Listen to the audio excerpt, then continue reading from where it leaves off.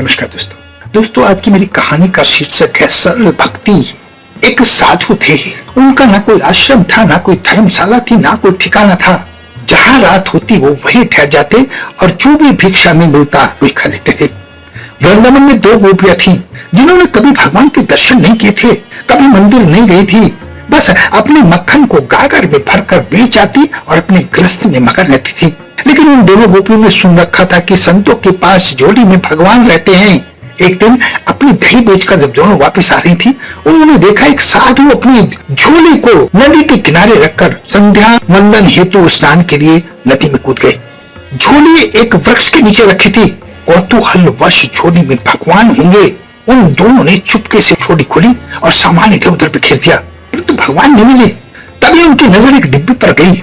डिब्बी को खोला तो उसमें लड्डू गोपाल थे। एक सखी ने बोला, यही भगवान है। दूसरी बोली, अगर ये भगवान है तो इस साधु ने इन्हें डिब्बी में क्यों बंद कर रखा है? देख, डिब्बी में बंद करने के कारण उनके हाथ पैर टेढ़े हुए हैं। दूसरी बोली, हाथ पैर हिलाने के लिए जगह नहीं थी ना, इसलिए टेढ़े हो गए होंगे। जब उन्होंने लड्डू गोपाल को उठाया तो भगवान के हाथ पैर देखकर बड़ी परेशान थी। उन्होंने दही से, उनके पास जो दही बची थी उससे लड्डू गोपाल का भोग लगाया और भगवान से कहा कि भगवान अब सीधे हो जाइए, आप डिब्बे से बाहर हैं और अपने जीवन का आनंद लीजिए।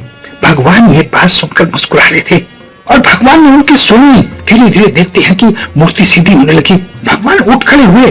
दोनों ने भगवान को नहलाया, दही से भोग लगाया और भगवान से कहा, आराम से लेटो, और उस डिब्बे को दूर फेंक दिया कि अब इस डिब्बे में आपको कोई बंद नहीं करेगा। लेकिन जैसे ही महात्मा बाहर आए, वो दोनों डर गई और वहां से भाग निकली। महात्मा ने सोचा कि जरूर मेरी झोली में से कुछ चुरा कर भागी हैं, लेकिन जब झोली देखी तो वो हतप्रस्त रह गए। भगवान लड्डू खड़े हुए हंस रहे थे। महात्मा सारी बात समझ गए थे। अब भगवान के चरणों में गिरकर रोने लगे और खोजते खोजते उन गोपियों के घर पहुंचे और उन गोपियों के चरण पकड़कर उन्होंने उन्हें बहुत धन्यवाद दिया कि तुम्हारे कारण आज मुझे भगवान के दर्शन हो गए। मेरे कथा को कहने का भाव यही है कि भक्ति में जितनी सरलता होगी, भक्ति उतनी महत्वपूर्ण होगी। भगवान भाव और सरलता से रीझते हैं, इसलिए जीवन में सरलता लाइए। लेकिन विडंबना में यही है कि हम जीवन में भक्ति में सरलता नहीं ला पाते।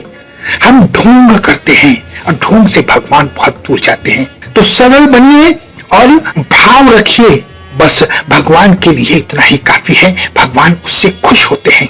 आशा है लड्डू गोपाल की ये कहानी आपको पसंद आएगी और मेरी इस कहानी का भाव समझकर आप अपने जीवन में भगवान के प्रति भाव और सरलता जरूर रखेंगे।